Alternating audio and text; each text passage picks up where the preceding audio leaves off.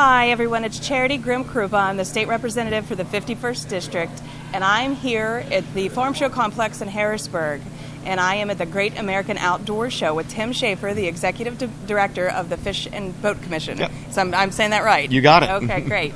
So I know that there are all kind of wonderful things that are coming up in the Commonwealth soon. Yep. Can you tell me a little bit about the trout stocking season and what that means, particularly for the people back home in the 51st District for me, and that's Southern Fayette County? Absolutely. It's a big time of year. Everybody always looks forward to our trout stocking schedules coming out, typically around February 1st. So they're on our website right now. I know you got a link to it on your Facebook page, which is great. But all of our stockings are searchable by county. We list them for the entire year. We really welcome people to come join us. It'd be a great way for you to see your new district. Yeah, that would be great. Get out and see the trout stockings that we do.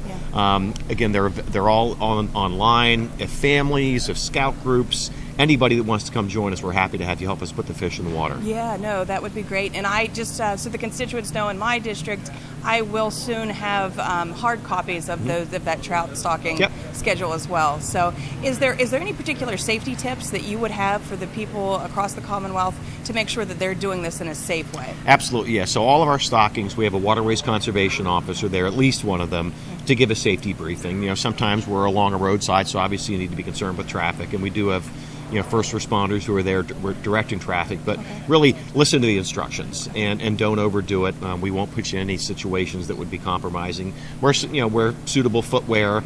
Also check the weather, and we talked about, you mentioned those hard copies. You never know when a snowstorm might pop up, so sometimes those hard copies get a little out of date, so it's always best to check the online version to make sure that there hasn't been a rescheduling. But really just come on out, listen to the instructions, and have fun doing it. So for the person that may not be familiar with what physically happens when you're stocking the trout, can you explain that? Because I'm sure that there are people, not everybody's experienced this. Yeah, so we have 14 state fish hatcheries around Pennsylvania. 8 of them are trout hatcheries.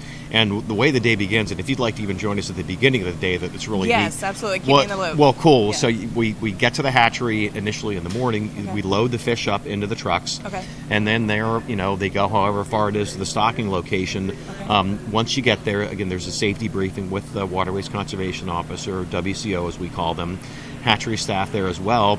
And then we'll start essentially a brigade of buckets down to the stream, where there'll be staff member up on top of the hatchery truck handing the buckets down. Sometimes you do it as sort of a chain, but typically we'll put enough in the buckets so it's not too onerous for the person to carry. Okay. Also, don't want the distances too far, so you're not stressing the fish.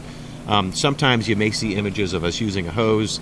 That's really mainly used for lakes, when you're not spreading them out along the shoreline, and they'll find their way. Okay. But that's a good distinction. Yeah. I think my experience has been at our local Fish and Rod Club. Yep. And that's always a fun event. That in particular, trying to get the kids out, to experience that. So that is a difference that I wouldn't have thought about. Yeah, and I'm glad you mentioned local clubs. We have a network of about 150 volunteer sportsmen's clubs around the state that are our cooperative nurseries. They raise trout. So we raise $3.2 million. And the co-ops raise another million trout to supplement the stockings that we do. And that's on top of the unbelievable wild trout fisheries that we have in Pennsylvania. We've got really great naturally reproducing trout streams. What we do with our hatchery system is supplement the places that don't have the natural reproduction to have a recreational fishery. Okay. And the fisheries, not a lot of people realize this, but that's actually under the umbrella of agriculture, right? So that's the aquaculture industry. So commercial aquaculture is regulated by the Department of Agriculture. We work really closely with them. But the groups I'm talking about, these are the sportsmen's clubs. And we actually have 3 staff who work directly with them, provide them technical assistance, make sure their fish are disease-free, and help them to raise their product. Yeah. So trout season's coming up. What are some important dates that we need to remember? So Mentored Youth Trout Day is on March 25th. That's where we open trout season a week early for kids and their adult mentors. And then opening day statewide is April 1st. So get ready. Again, you can buy your license online at fishandboat.com or our mobile app Fishboat PA, or at one of our approximately 700 issuing agents around Pennsylvania. And really just thank you to everybody who does that, because all the programs that we offer, the fish that we stock, the conservation work that we do, it's all funded on the backs of those angler dollars, and we just appreciate everybody's contributions. So while I'm at the American Outdoor Show and I'm at the Fish and Boat Commission booth, I'm going to take advantage of the opportunity and get my own fishing license for this year. Thank you. Thank you so very much. Thank you. For anybody back home that needs to know how to get their license, I know our local Walmart does. There's local hardwares that do. You can always go online and get your fishing and your hunting license. So go out there and have some fun. What else do you think is important for me to take back to my constituents? Wear your life jacket. Yeah. It's really the most important thing that you could do.